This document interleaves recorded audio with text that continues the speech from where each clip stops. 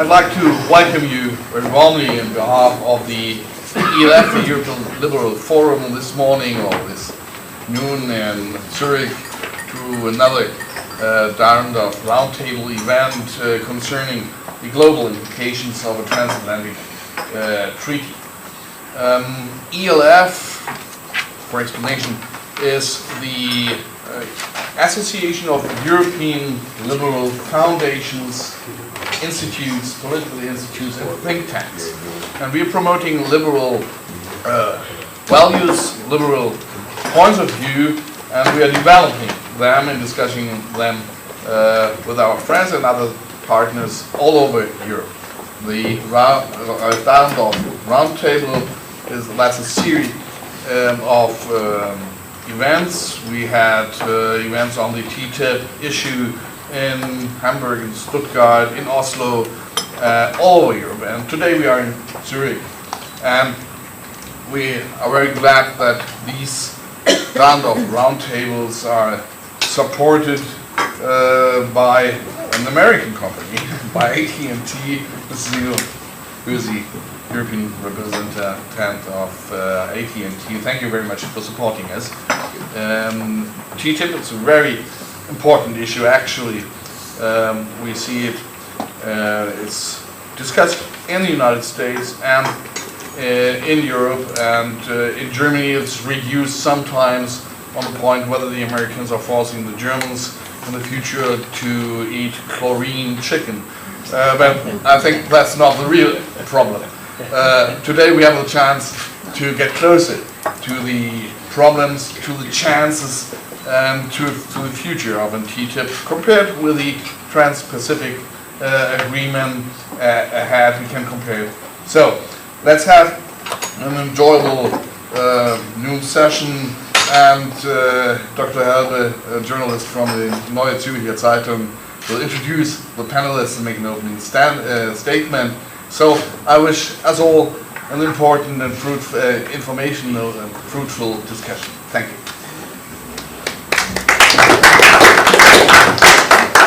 As Mr. Martins has said, I'm Yvonne Helble. I work as a journalist for the Neue Zürcher Zeitung, and I write mostly about trade topics, so reaching from WTO to TTIP to TPP. And I would like to very warmly welcome our panelists today. They're actually from all over the world, from Asia, Europe and the US. So they have very diverse backgrounds, as you will see, and I'm sure we'll all have a great discussion today. Please note that the event is public and is being recorded, and the hashtag is EFL event. So I will start with Mr. Peter Chase. He's actually from the US. He has been a foreign service officer basically his entire life, I think the last 30 years. Yeah. He's currently Vice President of the US Chamber of Commerce based in Brussels. He knows a lot about Europe as he held many different positions in the area of European-US relations affairs. For example, he was the Minister Council for Economic Affairs in the US mission to the European Union. He was also Director of the State Department's Office of EU Affairs. But he does not know only a lot about Europe, he also knows a lot about China. As I noticed, he speaks fluently Mandarin, as he studied Chinese language and literature at the University of Washington, and he also spent some time in China, where he opened up the first US office there in Guangzhou, China. And he also has a master's degree in international affairs from Columbia University. With this, I will turn it over to our guest from Taiwan, Mr. Xu, flew in from Taipei. He's actually a politician and is a legislator for the Democratic Progress Party in Taiwan. But before that, he has been the mayor of Tainan City, which is actually a large city in Taiwan with a population of about 2 million. And he told me it has been the first capital also of Taiwan for a time. And during his tenure of about almost 10 years, he promoted environmental issues, but also tourism in the city, and was a very active mayor there. Before that, he was involved in the independent movement of Taiwan, in the 80s. So in 1982 he had to leave the country because he was put on a blacklist by the KMT government back then. But he used his time to go to the US and did a variety of things. For example, he earned his PhD candidacy at the New School of Social Research in New York. Then he returned back to Taiwan and has been in politics basically ever since. And he holds a master's degree from the Chinese Cultural University in Taiwan, where he also taught banking and economic forecasting. Then we have another politician in the room, Mrs. Lousewies van der Laan. She's actually from Holland and is the vice president of the Alliance of Liberals and Democrats for Europe. I'm sure probably many of you know her. She has also been a former member of the European Parliament as well as the Dutch Parliament, where she was actually the leader of the parliamentary group of the Dutch Democratic Party D66. She has also served as Chief of Staff of the President of the International Criminal Court. Currently, she works as a consultant on issues of politics and communication. She has a legal background. She holds a law degree from Leiden University and also a diploma in international relations from Johns Hopkins University School for Advanced International Studies in Bologna. And with Bologna, I will turn it over to our Italian guest, Mr. Alberto Zilio. He's actually the business expert on our panel today, as he works for the telecom company AT&T in Brussels. He's there the Director of Public Affairs. He's also been in a previous function responsible for public affairs, also for a company in Brussels, where he was also leading the ICT team. So I think the specialty is really information, communication, and telecom sector. He's also part of an Italian network, which is also responsible for the ICT section. And he was also selected by the Italian government as young talent. So I think he's the youngest panelist in our group here of panelists. He has a master's degree in innovation and a master's degree in international relations and diplomatic studies from Italian universities. So with this, I would like now every panelist to give a short opening statement about our topic today, global implications of the Transatlantic Treaty, to point out their views, opinions on this important topic. So Mr. Peter Chase, if you could start. Sure. Well, thank you very much for the introduction, and thank you for inviting me to join you here today. It's the U.S. Chamber of Commerce, which I represent now, is probably one of the largest business advocacy groups in the United States. Well, it is the largest in the United States. It could very well be one of the largest in the world. It represents the interests of about 3 million different businesses in all sectors and of all sizes throughout the economy. And I mention that because the Chamber started to push for an ambitious transatlantic trade and investment agreement in 2010. And we did so at the time. It's an idea that's been around, but we resurrected the idea primarily for its economic effects. Both the world was in a meltdown.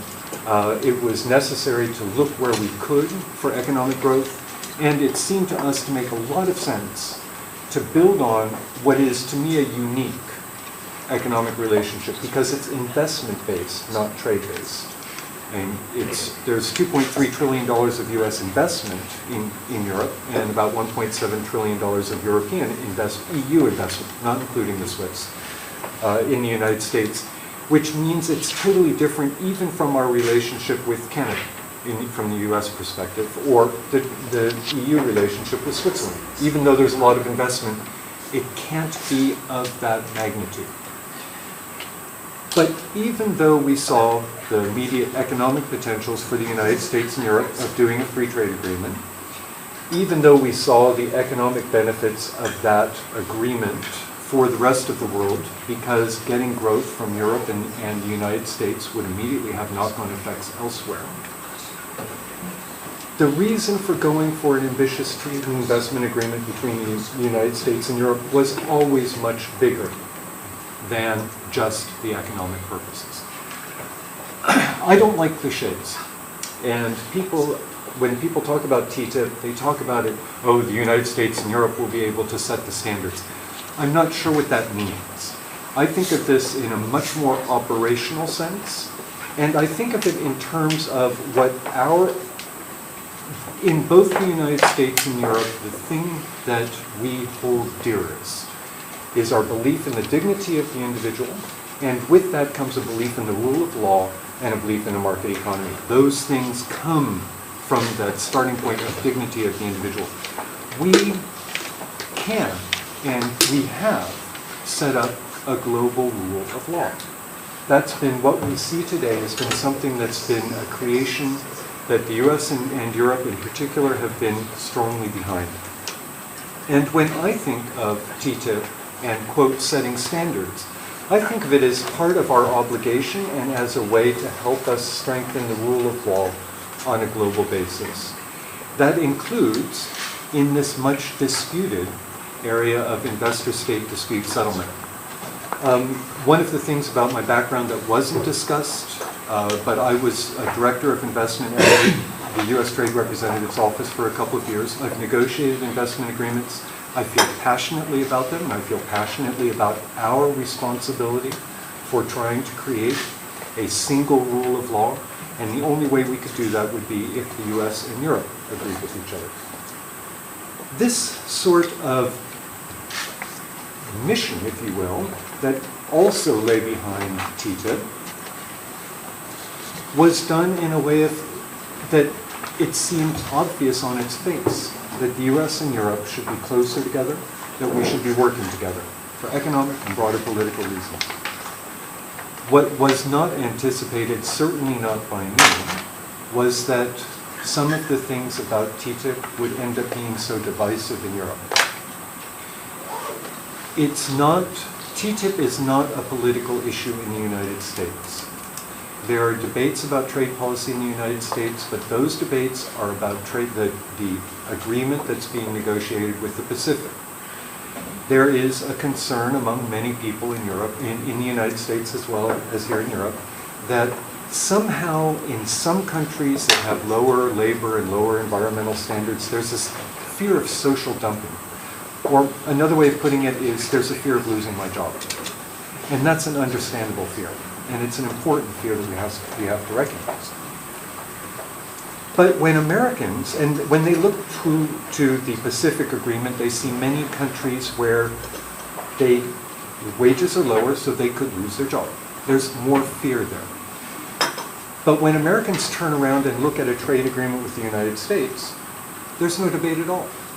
They look at the US-European relationship as being one clearly of fair trade that can be freed.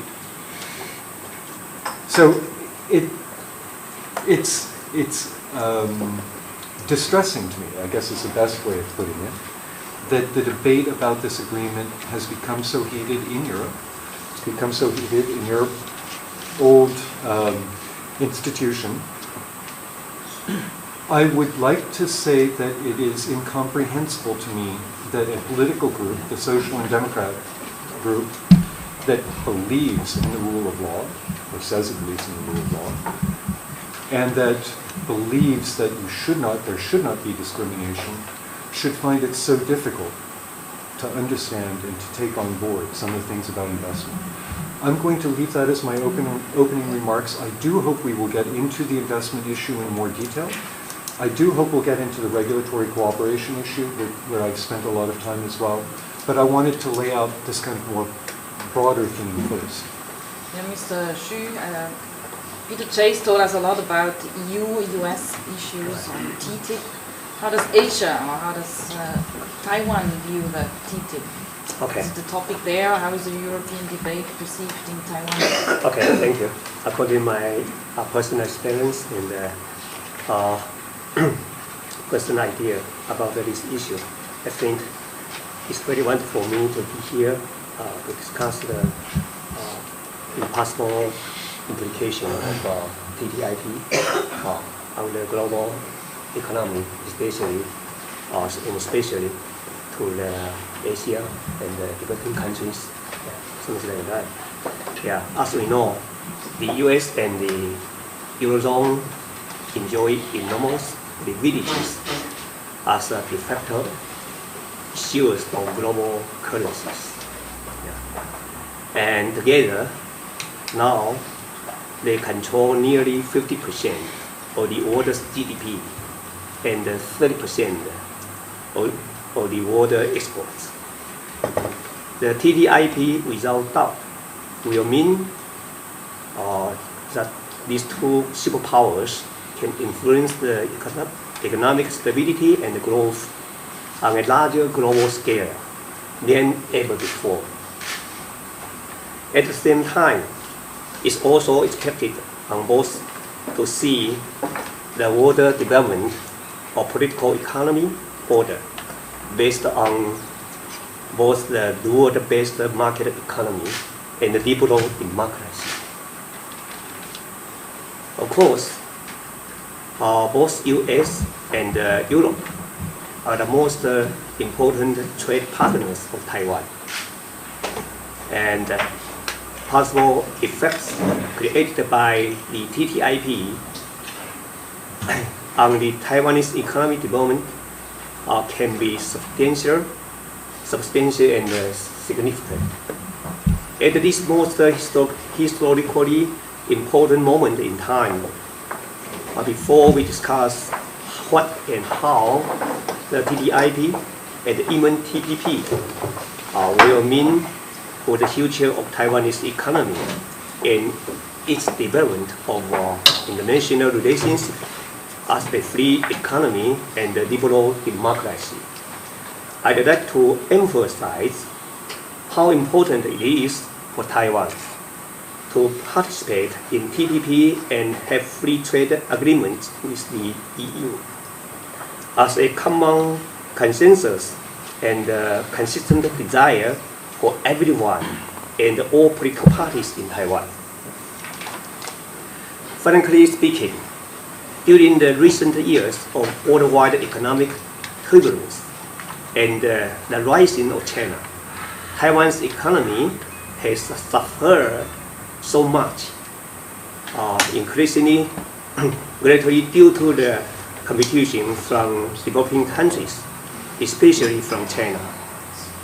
In the area of FDI, foreign direct investment, and an increasing uncertainty and instability in the financial market, mostly caused by the massive spillover effects of the unconventional monetary policy adopted by the other advanced economies. This point is very important for Taiwan and some other countries in East Asia. Taiwan now have to prepare itself to deal with rising domestic and external challenges, ranging from the gradual erosion of freedom and democracy to an increasing uncertainty of Taiwan's ability to maintain its economic autonomy, as mentioned by the Democratic Progressive Party's DPP's presidential candidate for the 2016 elections. Maybe somebody has not heard Dr. Tsai Ing-wen. For most Taiwanese, the state of our economy is a source of greater distress. China's rise as the world's factory have affected Taiwan's efficiency-driven model of economic growth. Not only the triangle trade pattern increasingly replaced the traditional way of trade by Taiwanese manufacturing, but it has also gradually resulted in a widening income gap, outsourcing of job opportunities, and stagnating salaries, with the young generation particularly hard hit by the economic slowdown. Additionally, as Asia faces rising nationalism, irredentism, and the threat of military conflict. Taiwan again must face new challenges, fostering peace and stability while maintaining spirits of giving and sharing, and making efforts to cooperate with the worldwide international civil communities and free countries. Taiwan also has to commit itself to a consistent, predictable, and sustainable relationship with China. Of course, more importantly, Taiwan needs to adjust, to restructure, to reform itself, to meet the new demands and the challenges in the new world following the emergence of TTIP, TPP, even RCEP, and so on. That's my personal opinion. Thank you. Yeah, thank you very much, Mr. Xu. So, Mrs. van der Laan, you can give your viewpoints on Europe. Yeah, great. Thank you very much. First of all, I want to really compliment Elf on picking the subject in this way, because so many of these TTIP discussions get so stuck in all the details that we sometimes forget to look at the global implications and at the bigger geostrategic picture. And like Peter, I'm extremely concerned about the lack of public support that we're seeing. And of course, what happens in the parliament is only a reflection of what happens in Poland, because we are democracies, and when a large majority of our population either don't understand or feel threatened by or reject something as large as this, then it's only logical that the politicians follow suit, even though sometimes I would very much prefer to have them lead and to explain more and to defend more and to do all that. So I think I think in this way we're quite a friendly audience, because I think most liberals understand the importance of trade. For me, it's the reason that I think that I became a liberal is because I always believed in individual freedom. And the essence to me of liberalism is that individuals can develop to be the best in whatever they want to be. But it's very difficult to do that without prosperity. And so you can see that if you have a very strong economy, lots of opportunities for everyone, it is much easier to be generous, to be open, to invest in education, to protect the environment, to welcome immigrants and all this, than when you're feeling under threat. So for me, this is really, it's a crucial part of where we need to be going as Europe, precisely because of the crisis that we're in. And unless we can fix one part of this, we cannot fix all the other things that Europe is dealing with. So, from a geostrategic point of view, you may have called it a cliche. Sometimes cliches are actually true, but I do think that we are at a state where we see China asserting itself on the global stage, where we see the way that Putin thinks that he can throw to the side the rule of law, and it's very important that the US and the EU, that share so many values, are actually at the forefront of deciding how global governance is going to be done, according to the rules, making sure there's a level playing field for everyone. And I like the way that you used human dignity as a simple starting point. It is something that really makes us different. And a lot of countries, because I do a lot of work in Northern Africa, in other parts of the world, many people agree, and they would love to be a part of that. But some countries simply don't have the choice. And if the Europeans come in, I know especially in some African countries, and have all these strings attached and all these conditions and want to start developing things, and then the Chinese come in and say, we're going to build your roads, we're going to do this and whatever, and there's going to be some kickbacks as well. It's not a very, very hard choice to make. It's not the choice that many people in Africa would like their leaders to make, but this is the reality of it. So there is something to be done there, and I still think it's a key component. The other aspect, which I think is very important, is the issue of energy security. We Europeans need more American gas because we don't want to be buying it from people. Because we know what happens then when the winter comes.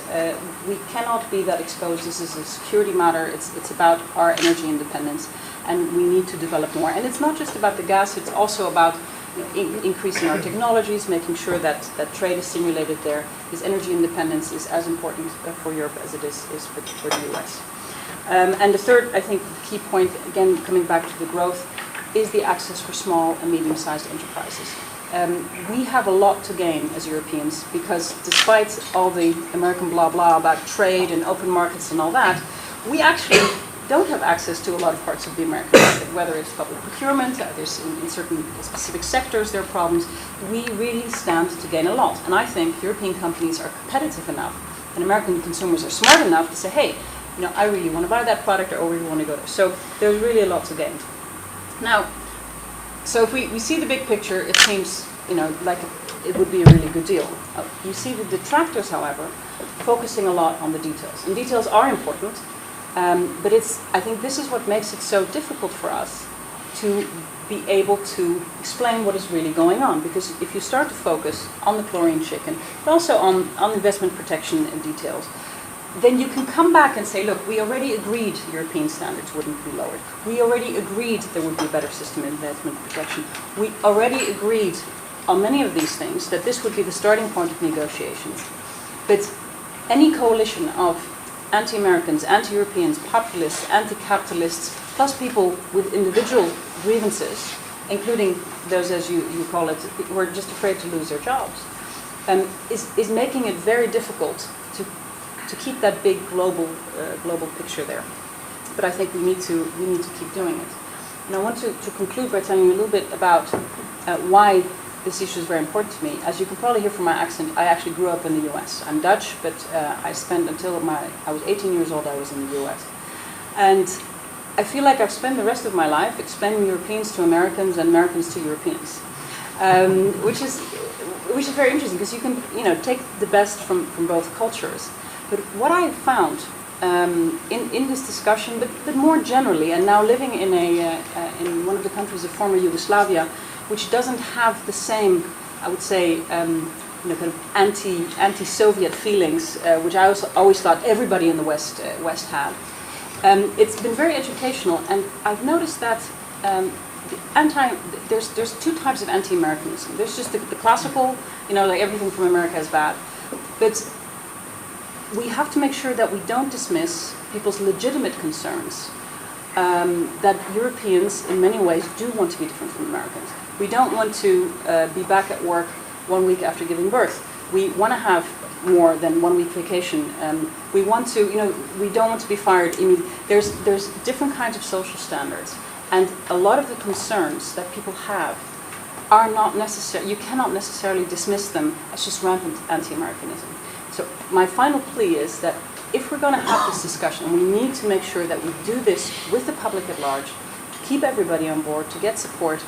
But if we're too dismissive of everyone who is against TTIP as having some kind of other populist agenda, then we risk making the same mistake that we did with the euro, with the enlargement of the European Union, with the other big projects, is that we were so focused, because we were right, on making sure that everybody followed us, that we're going to lose even more support.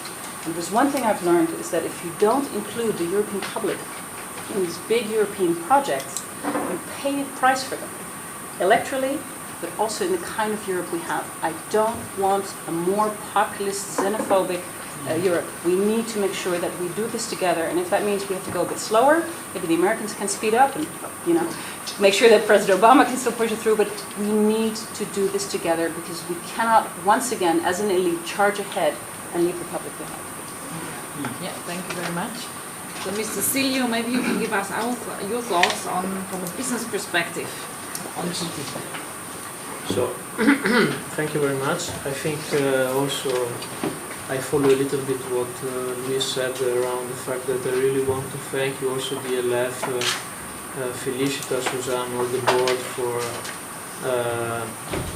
for this invitation as well, and also for the fact that they are doing a roundup on TTIP all over Europe, and I think this is really the key point, as Luis said at the end of her intervention, in the sense that we need to involve the public, and that's very true. What we see from the TTIP perspective, especially in the debate, for example, in Brussels, where I'm based, is totally different from a debate that we can have in Berlin or in London about healthcare, for example, or in Italy, where I'm from, where the debate is focused 80–90% on agriculture. I would say in France and the cultural exception. So I think really here the key point is really involving the public, but also trying to understand what is happening in the capitals, because capitals are key to get this done. Then I think when you look at the TTIP, the other thing that I see from reading and speaking with a lot of people is that there is a fear for this agreement, you know? And politicians are under this fear, especially, for example, this week around the vote that happened in the European Parliament.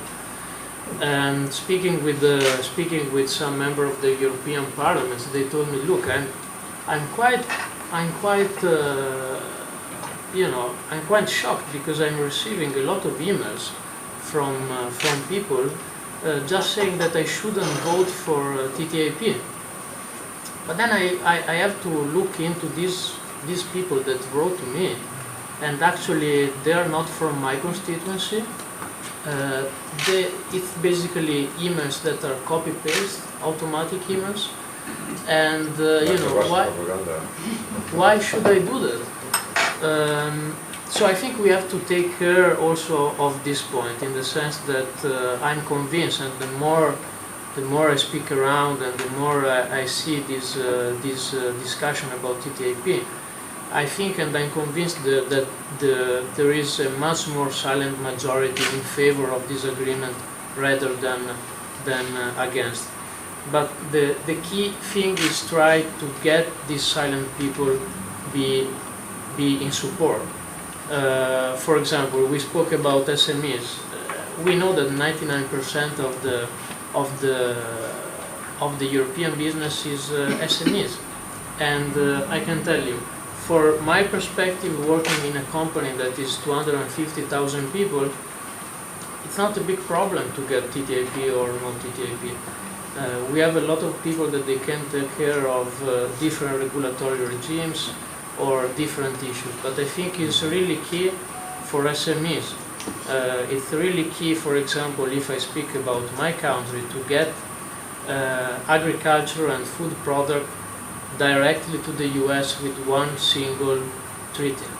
At the end, we see from a lot of perspective that the world is changing. The world is developing a lot. We see also from another point of view that a key success for investments and growth is really public policy framework, and we see that a lot of geographies are looking about that. So I think really the TTIP and between Europe and US is really our objective to find a place back for Europe in the global leadership. If I speak, for example, about technology and the role that we have, I consider my company as an example of a key transatlantic company, because we are headquartered in the US, but we are global. At the same time, we only use European manufacturers like Ericsson and Alcatel-Lucent. So, in a way, we are already entrusted into this treaty. But I think what is really going to change is the growth piece, and the snowball effect that is going out of that is going to help a lot of companies, a lot of small medium companies that are going to help there. Of course, we need to look into the specifics. We need to look into regulatory issues. We need to look into foreign investment. We need to look into the fact of a key factor for our industry, that is cross-border data flow. But it's not only a concern for our industry, but it's a global thing. Every company is concerned with the cross-border data flow. So I think also on the other side, we need to take care also of the rule of law, as Peter said in his speech, and the fact that this is not only an economic agreement, this is also a society agreement as well. It's going to help the two populations getting together with a lot of values that we share. I've been raised in Italy, and I remember when I was quite young, around 10, 12, we are a generation that grew up with U.S. movies, and we like. There is no single people that you can speak with, and they would say they would love U.S. for my generation. So I think there is much more than economic issues that we need to look into that. Final point. There are a lot of issues that we agreed in this treaty. If we are not able to agree on 100%, I think there is a very narrow window that we are running over. There is presidential election in US, a lot of things happening from a political point of view in Europe as well. If we are not able to reach 100% the agreement, let's start looking at 70–80% on things that we agree on, and then we can, let's say, renew or try to close this. So all the things are there. I think I see it more a glass half full than anything, but I think really we need to involve public and citizens in expressing their voice in what they see, and that's my contribution. Thank you, Mr. Zilio. I would like to open up the discussion to all of you. Maybe one of you already has a question. One of our panelists. Yeah, please. Yes, I used to be an MEP. The question is really based around NGOs, and I think it's a broader question of how we deal at a political level with NGO campaigns, which, in my view, are increasingly driven by the need to increase revenues and membership for that NGO rather than getting at any real truth. On this TTIP, I was still in Parliament when this started, and I was told by the NGOs that it was going to force Britain to privatise its health service. And this was before a single sentence had been written. So I asked the NGO concerned whether they'd seen the text, because I certainly hadn't. And when they wouldn't answer, I said, well, how can you tell everybody that this is going to happen if there is no text? Yet, and all we've done so far is thought about the possibility of drafting a text. And we saw this also, this same technique with anti-biofuels campaigns and anti-GMO campaigns. Now this is, I think Lousewies is right, we need to show a little bit more political leadership in this respect.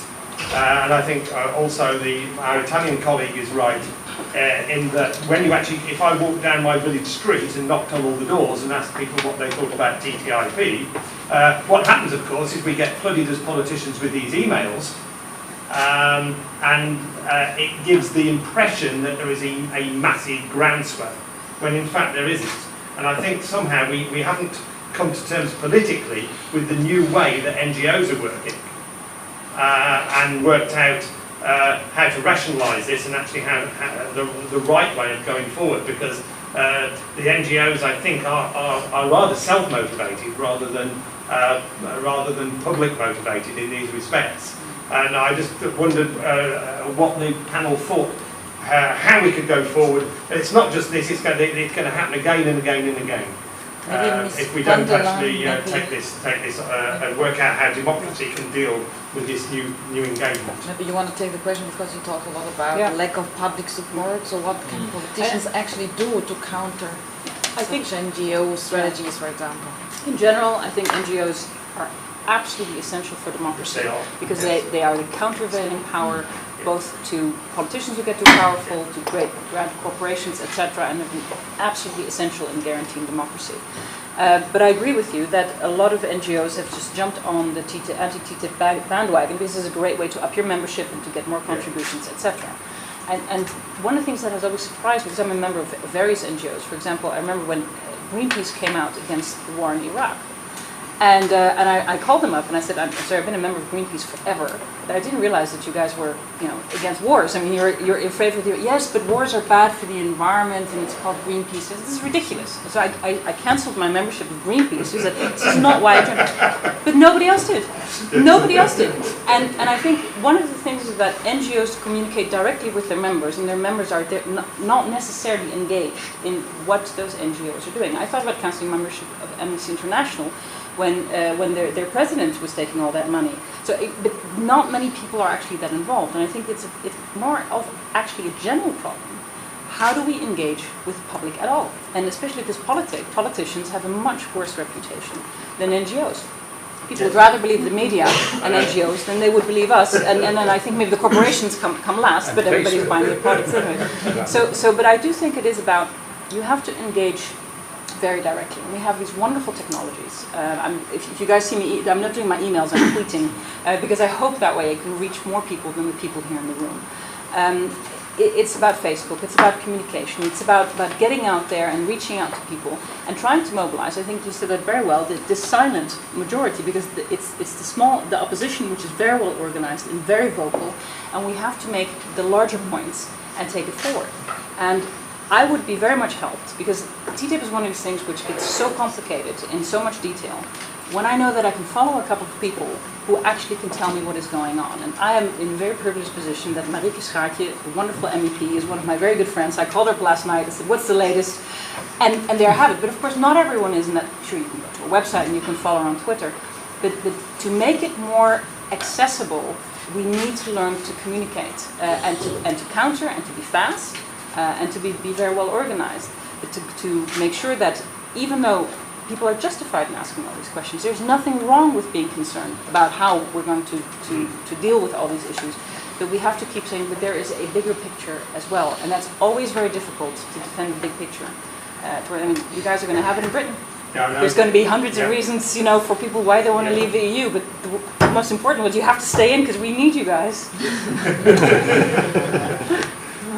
And maybe Mr. Peter Chase, maybe you want to add to this topic, because the investor dispute settlement is also an area which is very controversial, or the public views this very critically. Maybe you can share your thoughts on this. Right. NGOs are important to democracy. Good journalists are essential. And I think I cannot stress that enough. Good journalists who will look at what companies are doing and look at what politicians are doing, and for that matter, look at what NGOs are doing, and report as much as possible the facts that they can gather. And I think one of the things that happened, I suspect one of the things that happened that torqued the debate in Germany was that Mr. Snowden's revelations about the NSA espionage came out literally as the TTIP negotiations were announced. And I personally think a lot of very good mainstream German journalists felt betrayed. I think they felt betrayed. I think they had a reason to feel betrayed. And as a result, some of the things that were being discussed more on the Twitter sphere were given more credence than they might have been otherwise. I think that what I'm saying is I think that it's important to be talking to the mainstream media as well in great depth, because they're the ones actually who are meant to investigate and to inform the public. The Chamber of Commerce is an NGO. Greenpeace is an NGO. And we're all out there, we're advocacy groups, we're part of democracy. All those stakeholders are part of democracy, and the more vibrant the voices there are, the better. But it's the good journalists who are supposed to help separate a little bit the wheat from the chaff, who are supposed to be able to say why one thing has a certain credibility and another doesn't. Which gets me to the ISDS thing. Look, if I read every day, a number of times a day, in every reputable paper, quote, investor-state dispute settlement is a mechanism by which companies can take governments to court, can sue governments if a government policy creates losses. or harms the company's interests, well, you know what? I'd probably be concerned about it too. But that's what, so this is actually to you. That's not what ISDS is about. Exactly, yeah. So that one phrase that's in every, it's in every FT article, it's in Politico, it's in all of the German newspapers I read, that one phrase that's the shorthand definition of ISDS is absolutely wrong. And no wonder people are concerned. It should say it's a mechanism to take a government to court if it violates the obligations of a treaty. That's different. And I think most people would know that that's different. But I guess what I'm trying to say is that this part of the debate rests a lot on making sure that those of us who are talking to the press and to others are accurate, and try to encourage other people to be accurate about how they describe what a certain thing is. Because then you wouldn't let either the Chamber of Commerce or Greenpeace or whomever distort the story the way they want as part of their narrative. If only everyone would read the Financial Times, the world would already be a much better place. Can I ask you said that your statement was this is not what it's all about. You said it should be that a company can sue a country if it violates the terms of the treaty. Why is that different from what you were saying before, that you said is not right? Because companies, a company that invests in another country is subject to all of the laws of that land, right? So if Mr. Obama wants to raise the minimum wage goes up, some companies going to say, gee, that's going to hit my bottom line, right? That sounds reasonable.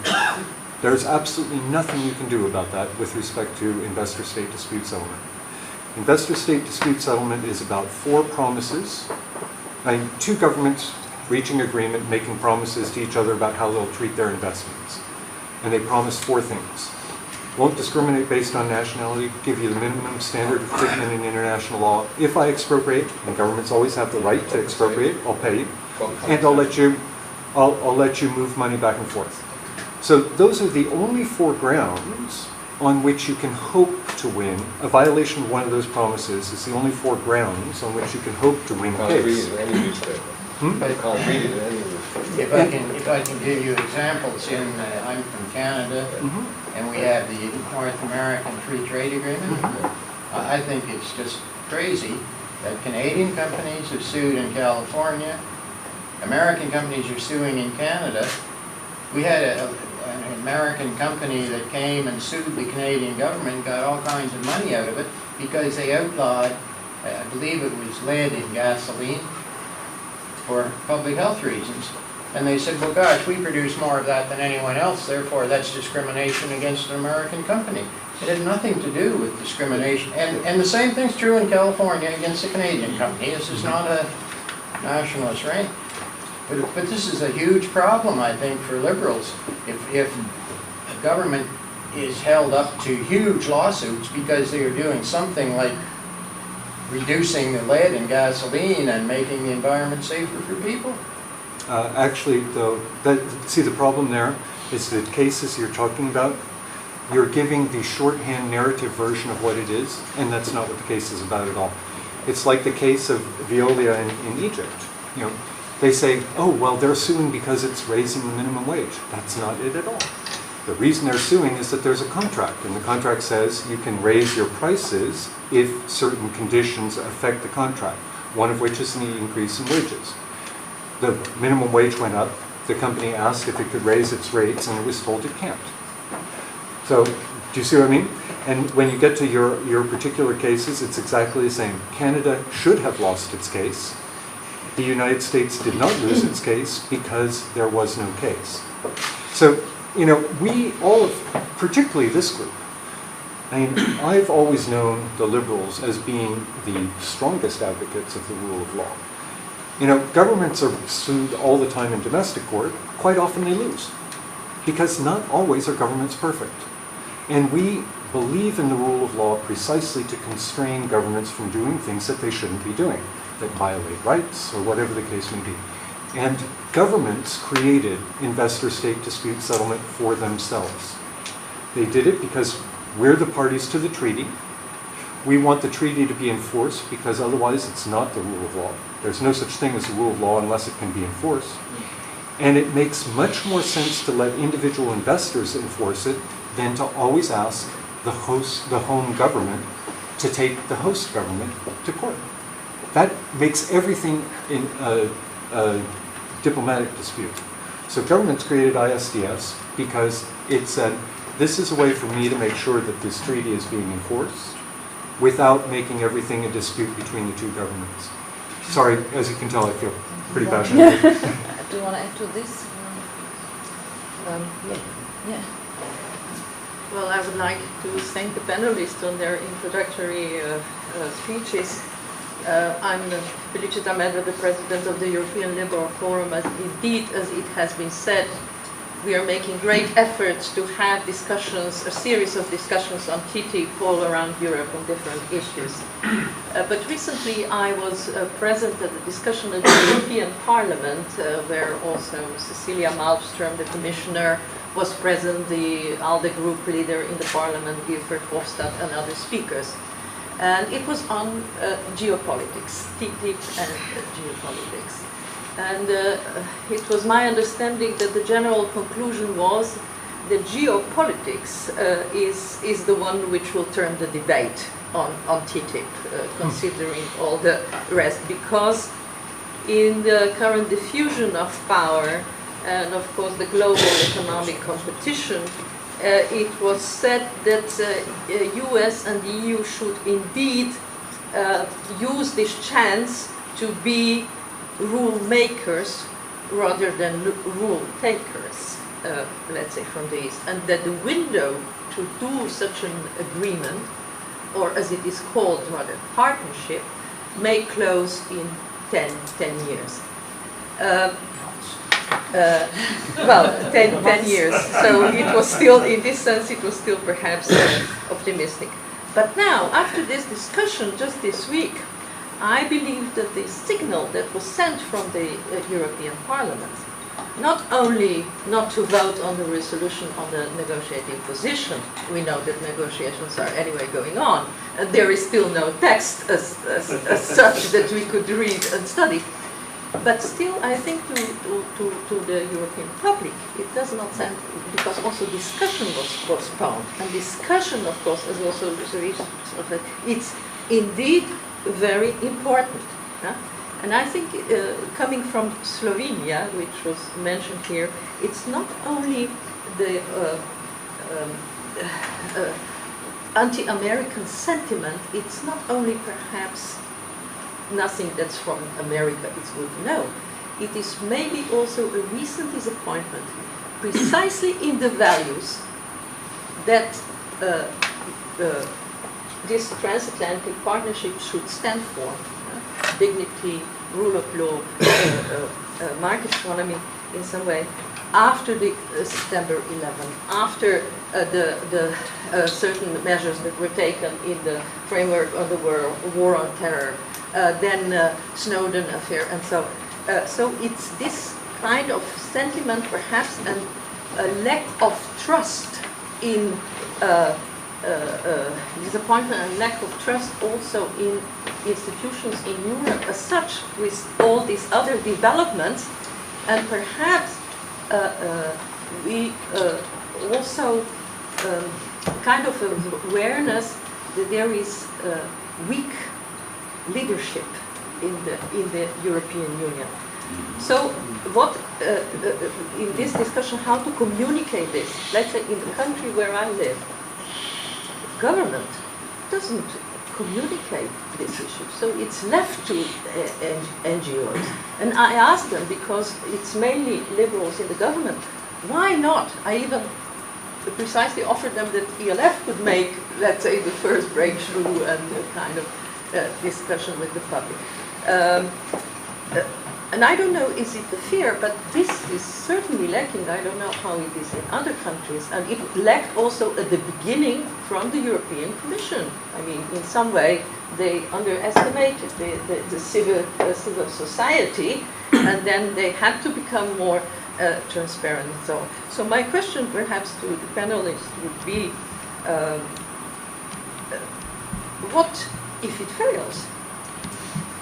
I mean, this is, of course, you know, we had ACTA, for example, that was the first civil like movement. It was another matter, but okay. If it fails, and if the geopolitical situation is as it is, and if this window to be rule makers is indeed closing, as in mine, so what do we do then? Well, I can tell you one thing. Any plan B, so to speak. I'll tell you one thing. If it fails, there will be champagne corks flying in Moscow and Beijing. Yeah, of course. Well, they will love it, and I think this is That why. means that geopolitics will be the debate in the years. Well, this is what I seriously hope, because we have to, and you know, and I think you talk about a window of 10 years, but I'm a passionate fan of American politics. I think that once the U.S. goes into its pre-electoral funk, nothing will happen there anymore. So unless Obama gets moving now, and sorry, he needs Congress for that, and we take this opportunity to at least get the basic stuff, and then there's going to be a freeze, and then we lose a very important opportunity, and who knows who the Americans will elect after this. And there is of course a risk that, because I think Felicita really pointed out that you know, the good things about anything transatlantic are being overshadowed by the incredible, all the negative things that have been happening, and it isn't helpful when you have the NSA listening, and all these things are not helpful because it contaminates everything that's good as well. So we have to make sure that we try to do this as soon as we can, because if the next American president could be anything, you know, more conservative, more not necessarily very cosmopolitan in outlook, but also there's the cultural clash is getting bigger and bigger between the U.S. and Europe. I don't think we can risk that. So I would rather not talk about the option of failure, but talk about how. I mean, I don't want a plan B. I want to make sure how we can make sure that plan A actually succeeds, and we can only do that by spreading beyond. I'm sorry, but the intellectual elite around this table. And to try to reach more to the public, because the politicians will follow the public, because that's where the votes are, and so that's where we need to be. Yeah. I'm Giulio Polisi of the European Liberal Forum Board. I very much like the debate so far, because it is one of the very few long-sighted debates that are being had on these and indeed even other subjects. Oh yes, this is our main problem, because the quality of the political class is decreasing. I'm Italian like Alberto, and you know, our country... Not only in Italy. Sorry? Not only in Italy. Yes, but you know, usually Italy is taken as a case, the typical case of political backwardness. But like 90 years ago, it can be the avant-garde of a general regression. That is usually the case for Italy. You know, there will always be a strong opposition on a part of the European society against anything transatlantic, because the anti-capitalists, the anti-Americans, the nationalists, it's a century-old story. The point is that nowadays these people can try to enlarge their constituency to a much broader anti-establishment constituency that is not necessarily on their positions, but we are in a way presenting the populist, the anti-capitalist, the nationalist constituency with this gift. And this is a mistake that we are doing now, probably because we are not able to take on board those who have values similar to ours. I very much appreciated the initial remarks by Mr. Chase, but see us as not pursuing them consistently. And with the paradoxical result that they support those who have indeed opposite values to ours, even though there is a sort of criticism of the present state of the Western civilization based upon the values of the Western civilization that we are not able to meet. And this is, in my opinion, our biggest problem. So we should try not to sum up the generical opposition that you will always find against this kind of treaties with, for example, environmental concerns, with consumer protection concerns. So I very much agree with what has been said, that is much better a limited treaty now that sets the principle of free trade between America and Europe, rather than no treaty. But this implies still make choices. I mean, long-sighted choices. It is something that is no longer being done. You know, Europe, as the European institutions, I mean, largely exist because of an American push in the late 40s and early 50s until the early 60s, probably. After '89, America mostly, and the American political establishment especially, neglected this kind of problem. Now, in a global world, when individual former European great powers are powerless, unless there is a renewed push by the entire Western world towards stronger European integration, we are self-inflicting the downfall of the West, simply because the European pillar of the West is going to be more and more missing. And this requires a sort of understanding by the American political establishment that they should reverse that sort of attitude that was typical of many American administrations since Kissinger, when he said we don't want the United States of Europe, we want the Europe of the United States. And then with the peak was reached at the time of Bush Jr. with Rumsfeld dividing Europe as a political goal. Nowadays, in this global perspective, when the big players are semi-continental ones, either there is a renewed push by the entire Western political establishment based upon the values that you mentioned at the beginning, that it is our only chance, or we are self-inflicting this time the real downfall of the West for the opposite reasons of what had been described 1 century ago as the downfall of the West. So we heard a lot about the values, etc., and the lack of trust.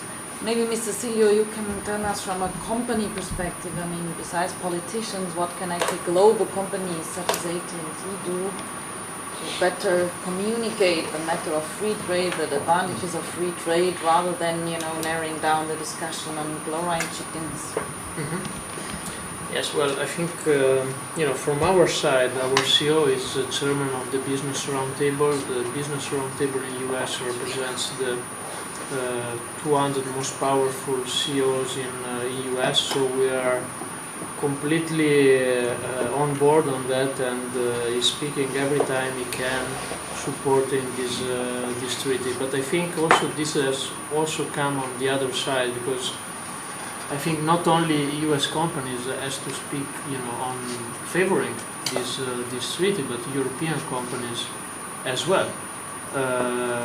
On the other side, I think there is for sure some aspect that we need to take into consideration. As Felicita said, the Snowden effect has been not favoring for sure this treaty, even if I think this is mainly government-to-government business that has to deal with. If Mark Zuckerberg is going to put out a press release on Snowden, I don't think a lot of people in Europe they are going to look at that with a lot of attention. But I think on the TTIP debate as a whole, we need to take the time and I mean the general public, to debunking the myth. This is a point that sometimes maybe we are not spending too much time because of the fear of the treaty. For example, I know from some journalists, even big journalists in Brussels, that it is a big story when there are 40 people in front of the European Parliament protesting against the TTIP, while there's no story if someone is speaking on behalf of the treaty. This, of course, is confidential and off the record, but this is exactly what is the reality. On the other hand, we have also to consider that there are some member states where there is a very lively debate, like Germany, like Italy, like France, but we need to take into account the whole Europe. And I know there are for sure member states where TTIP, they don't know even that is debated, like Eastern European countries, Romania. There's no debate about TTIP whatsoever. So I think also there we need to... From Romania. We have a debate in Parliament for the moment. Yeah, I mean, but this is nothing against. I mean, this has also come from the public perspective. No, I had exactly a member of Parliament from Romania that they told me, look, the general debate that we have in different is going to grow. So we need to take care also of that part of Europe to try to give it a little bit more. And then on the NGO final point, I think here is a question also to look every time who is gaining and who is losing. The US ambassador to EU, not a long time against, started a campaign to transparency towards NGOs, for example. So we need to look at the things a little bit deeper and try to spend more time in debunking the myths like ISDS, like big issues that we are following. And Mr. Xu, now turning back to Yes, Asia, because we talked a lot about European, American problems, about different values we have or don't have. But we haven't talked yet, because I mean the US is also negotiating a Trans-Pacific Partnership, and you also mentioned the RCEP. So how do you see the relationship between TPP and TTIP? Would a push at, would a successful push with TPP also have a positive impact on TTIP, or how do you see trade dynamics in Asia? Okay, I just emphasize the possible consequence after the TTIP.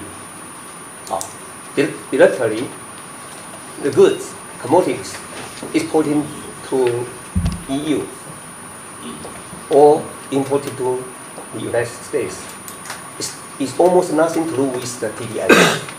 But the most important point for Taiwanese companies concerning the textile industry, the so-called forward principle.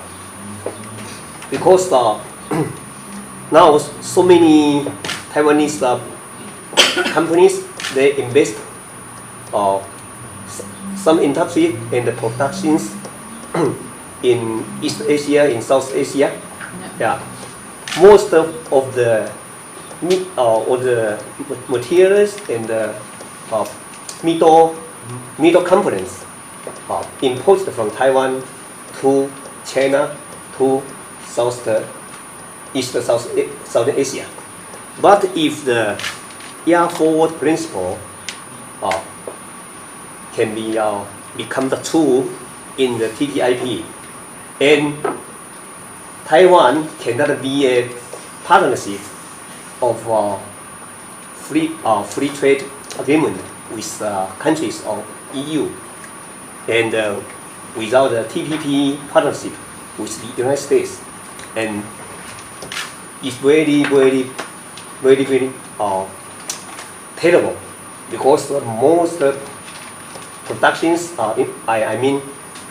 textile industries produced in manufactured in mainland China in East Asia and the countries cannot import indirectly to EU or to United States. So, but if at the same time, Taiwan can be the partnership of the FTA and the TTIP without this kind of problem. Yeah, so the point is here. Yeah. They're coming from Israel. I want to ask you, are dealing the people or the leadership that is dealing with this treaty, is an issue also the implication or the influence, the consequences on countries that are outside? What should be our Israel, other countries with different values also? I mean, there are countries that we share values, there are countries that don't share values. I mean, it sounds good, but do you deal with the implications on other countries that are outside, like Taiwan or Israel, or all around the table, liberals here? Would there be a possibility maybe for third countries also, such as Switzerland, Israel, to join in some form or another the TTIP once it's agreed upon? Well, a couple of things, including this issue of yarn forward. Trade agreements don't raise new barriers to other countries. They reduce barriers between the two countries that are agreeing. Now, that reduction of barriers means that someone who's not part of it is, quote, is going to be affected. You know, their relative, if they face the general tariff as opposed to a zero tariff, their relative position will be weakened. But when you're talking about the United States and Europe, they have a hugely complementary economies, or actually supplementary, I'm not sure what the right word is. Between the United States and Europe, we actually do a tremendous amount of intra-industry trade. So that a lot of it is components, parts and components to high-tech goods or financial services. That's one reason why, one of the curious things about this particular agreement is that one of the sectors in Europe that will benefit the most actually is from Italy, Spain, Portugal, the countries that still have very strong consumer product industries will be given quite an advantage in textiles, for instance, over, say, Taiwan. Because right now they face a 35% tariff rate like the people from Taiwan do. If they get it down to zero, that gives them a competitive advantage. Actually, I think that's really good. I think it's great that European small textile and apparel producers would be able to be one of the big beneficiaries of this, because in general, they are less competitive than the Southeast Asian plants that the Taiwanese companies created. So it's an interesting aspect to this. Because these things don't raise barriers in terms of their market access things, they just change competitive relations. Because Europe has a lot of zero tariff relations with a lot of countries. In fact, you could say that we've been putting each other at a disadvantage in our own markets. So I think it's actually a good thing that we reduce the tariff rates between us and otherwise provide certain things in terms of market access. But people are very conscious of the impact.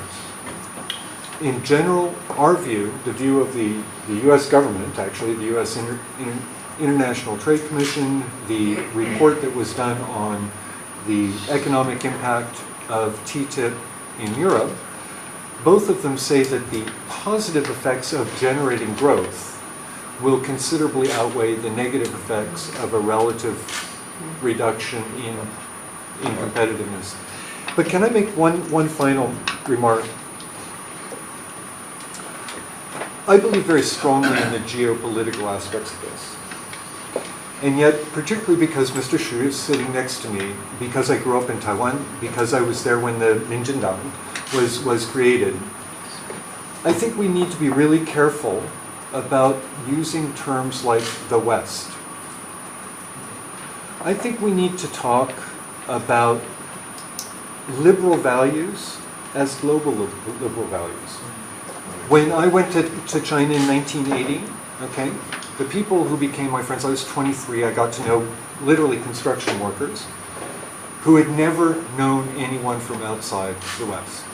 I'm sorry, their belief in the dignity of the individual, their belief in the need for freedom from totalitarian, at that time a totalitarian government, was something that I identified with. When I grew up in Taiwan, it was the dictatorship of the Kuomintang. And particularly when I was a teenager, a lot of the people that I knew, they felt the oppressiveness of the government. Their identification with these values that are based on the dignity of the individual were, I think, still strong. And I think this gets a little bit to what you were saying, Alberto. I think we spend too much time debunking myths and too little time talking about what we're for.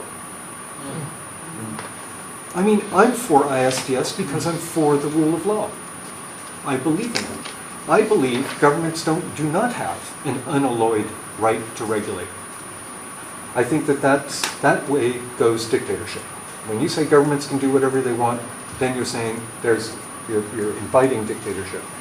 And we should be talking about this as being good because it's promoting that sense of the rule of law, that sense of standards, and that has a universal consequence. To see us fighting about it between the United States and Europe sends a message not just to other governments, but to people. And that's where I'd like to kind of bring this down to more of a sense of what it is that those core beliefs are, and that should be consonant with what we're doing in this agreement. Yeah, thank you very much. Let me thank ELF for having such an important discussion. From Africa Liberal Network's point of view, we definitely are not part of the treaty negotiations, but we are watching it with keen interest because it's about adopting the best practices and obviously the implication that comes from this treaty. Now, I have to agree with Mr. Chase when he speaks about universal liberal principle. There is always this attempt by liberals to say you've got Western liberals and African liberals and all this. And I think, yes, definitely I agree. We got to deviate from that. Rule of law is rule of law. It's not that to apply selectively. We got to go for championing of the core principles of our universal liberal principle. Now, coming back to the treaty, and in terms of adopting of best practices, what I'm getting a sense of is a sense of trust deficit, and it creates a problem, especially for us in Africa who are struggling in terms of intra-Africa trade, and we want to make a way into making sure that we adopt the free market principles and open our markets, and we are looking quite keenly on what the TTIP will bring because of the US and the Europe being seen as classical liberal recipients. So we are looking at this very keenly and very importantly. And the other issue that you've been speaking about is in the issue of the NGOs, using them as partnership. I mean, in Africa we still have this syndrome of demonizing the NGOs. We're not using them as partners in terms of advocating for change and advocating for development. But I guess, again, it goes to the point you're making, Peter, of good journalists, which is a very strong point. And I think it's something that we need to carry forward. But in a nutshell, what I would want to find out from the panelists is, why is there a trend of conservatism and protectionism in the modern world? While we in Africa, we are looking towards the free market and trying to open. To that effect, we have the Zanzibar Declaration as the Africa Liberal Network that we adopted in 2013, which was about making sure that we open our markets, we are pro-economic growth and development, and we want to open the intra-Africa trade. And to see that the champion of free trade have got a trust deficit. How do we navigate ourselves in that? Because we got to adopt the best practices. that, that can work for us. Though the environment and the conditions might be different, but the principle remain universal. So how do we navigate that, and why is that the sense of growing trend of conservatism and protectionism, while in Africa we're trying to open our markets? I mean, 7 of the best growing economies are in Africa, and mainly because of we trying to liberalize our markets. Yeah. It's a great question. I hope we knew the answer to that. We'd be winning elections, wouldn't we? Yeah. And you guys will be too, actually. No, I think it's precisely because we don't have that growth. I think that it's very easy to be open and to be, open to all kinds of change when you're rich. But when you feel your job is at stake, when you feel that your life is under threat, I mean, I think the best example is that my parents' generation always knew their kids would be better off than they were. My generation is not so sure about that. And that is such a fundamental existential threat that people are willing to believe anyone who will say, but if we only kept the foreigners out, if we only closed the borders, if we only... And it's a very easy solution. And Europe, sadly, has a historical tradition of blaming others when we can't get our act together. And it's very scary. And so this is, I think, why now is the most important time. And I completely agree with Peter that, this is not about the West, this is not even about Europe, this is about shared liberal and progressive values that we share with millions of people all over the world. Instead, people are actually risking their lives to get on the boat to be here because we have these values. And so it's really important that we keep that in mind, what we stand for. And it's precisely now that we need to stand for this freedom, also economic freedom. But it's a negative spiral that we're in. I've never seen it as badly as here. And as here now in Europe, the xenophobia, the rising extremist pressure, and that's why I think the only thing we can do is try to keep on engaging with the public and explaining to them that there is an alternative and that you don't have to go around for the simplistic solutions, which are not solutions. It's just going to put us back while the rest of you guys take over the world, and we build a wonderful museum where you can come buy original Louis Vuitton bags and see a couple of nice places like Rome. But the real economic action is happening in Africa, is happening in China and other places, which I think is great because I really think you guys should develop. But let's make sure that we can do it so that we can all benefit, and that we're not doing it while we are closing. And this is, I think, the key job of liberals, and why it's so wonderful at such an event that we can do this globally. Because if anything, liberals are not nationalists, they're not even regionalists. We are all cosmopolitans. Vitaly Kupri from Ukraine, MP.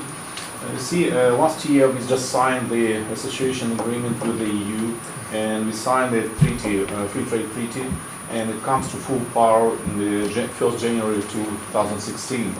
And just maybe the question to Peter, because you're talking about the rule of law. I am just a human rights activist.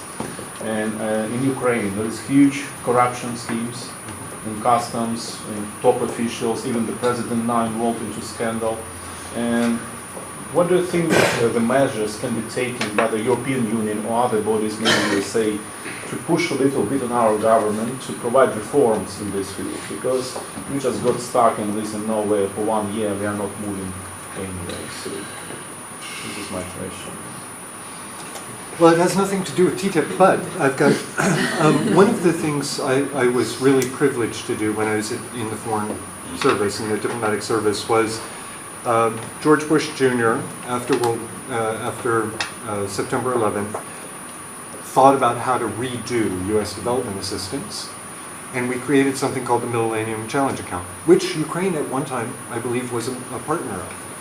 And one of the things that you have to give Mr. Bush credit to is he said, one, this will be about economic growth, precisely because of some of the things that you were saying, not only human needs, but two, it will be focused on countries that can use the money well, and three, that means the single most important variable by which we will judge the governments will be corruption.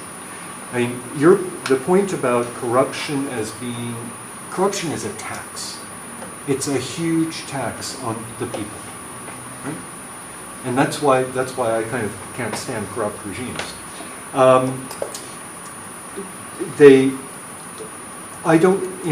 People are trying to work with Ukraine. I was in the head of the Office of EU Affairs when the Orange Revolution came about. And after that, I was in the State Department, and after that, the thing that scared me was that everyone said, a lot of the people say they want to do the right thing, but the corruption levels are so high, how do we combat it? My gut instinct is that in the end, the people who combat corruption in a country are the people. Can we be partners, proper partners?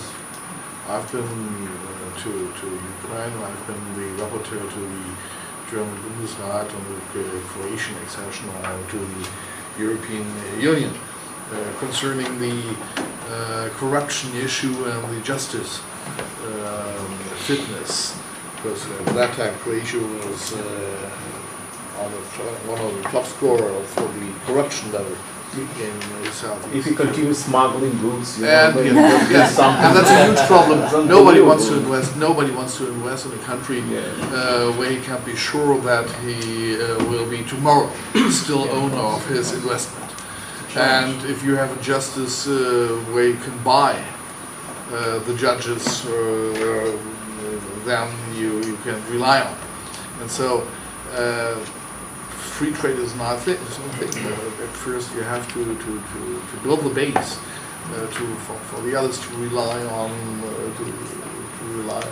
the system, on stability of your country. We have one more question from the back.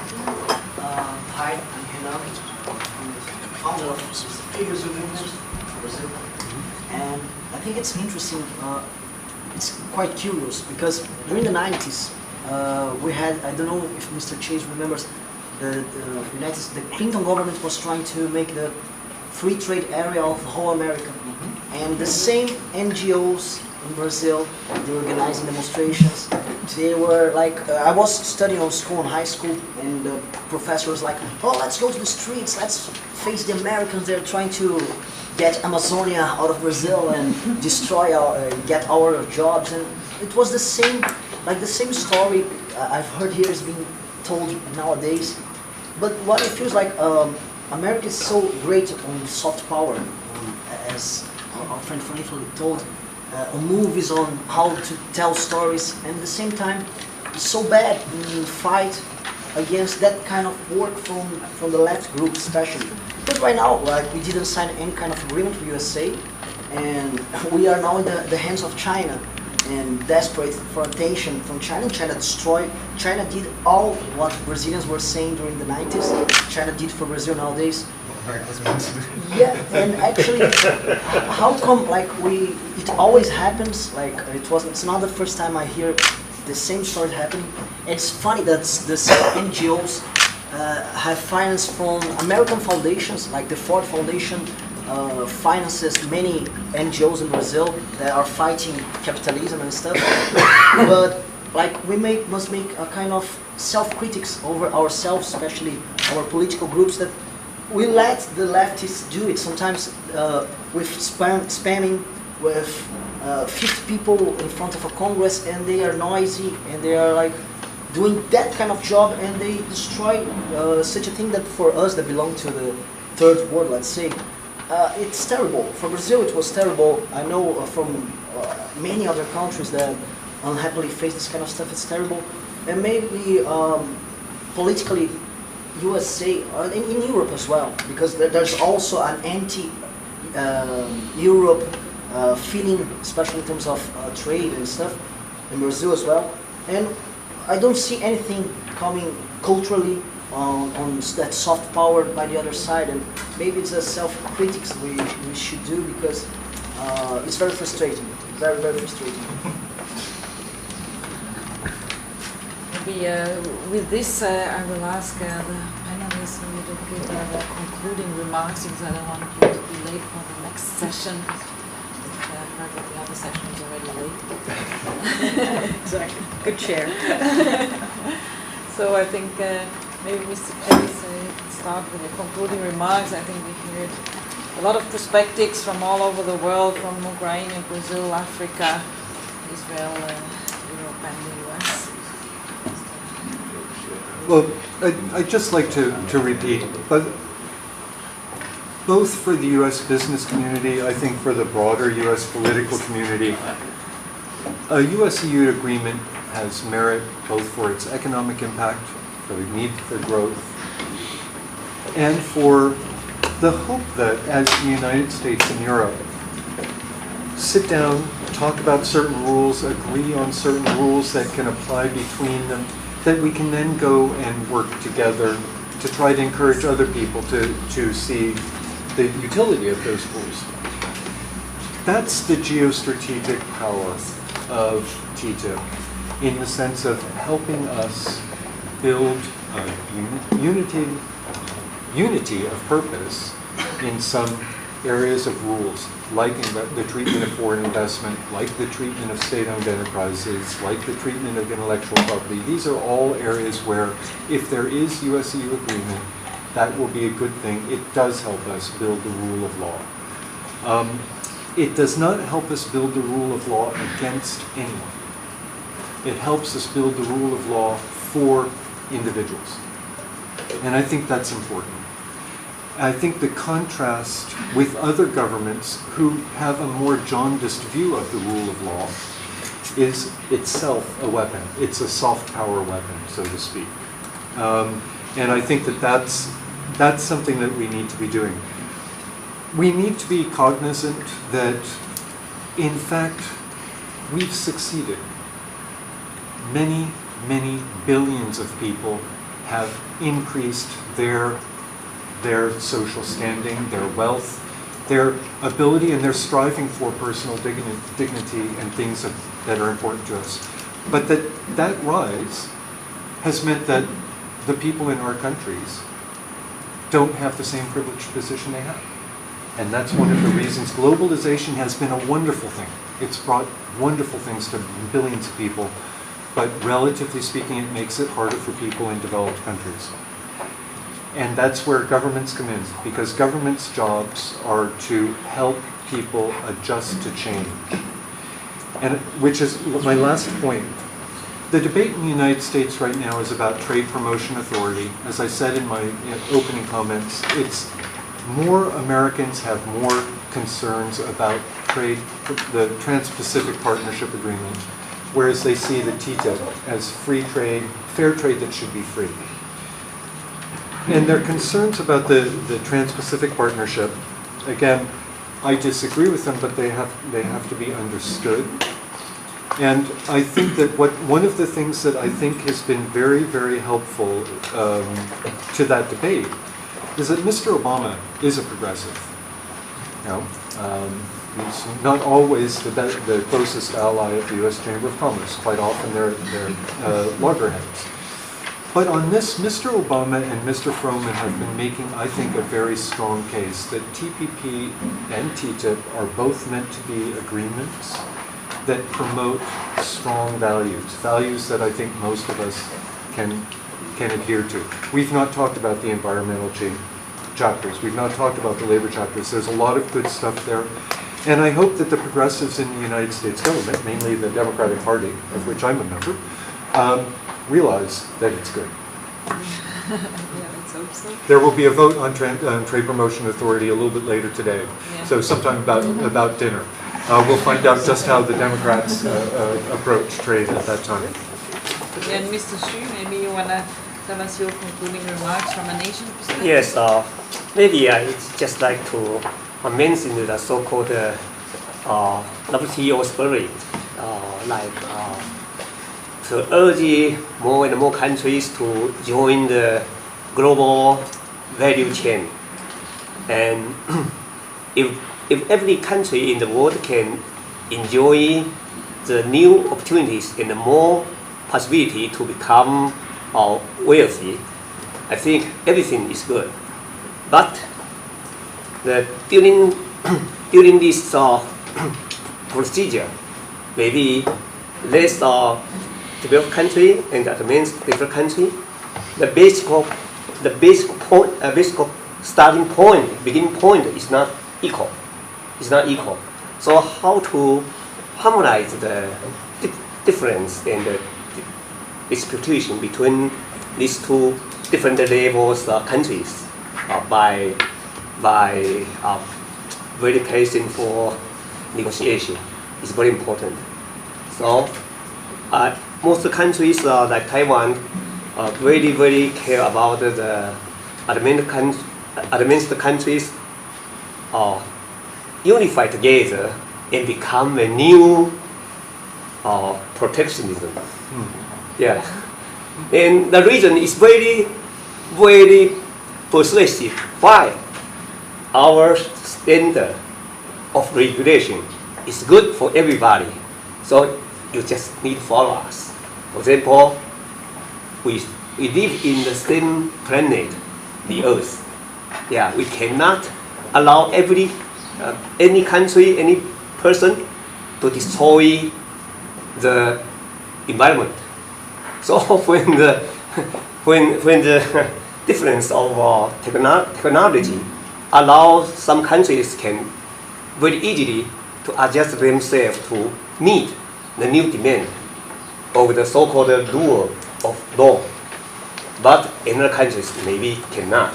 So how to harmonize this kind of difference through the sufficient and very patient for negotiation is very important.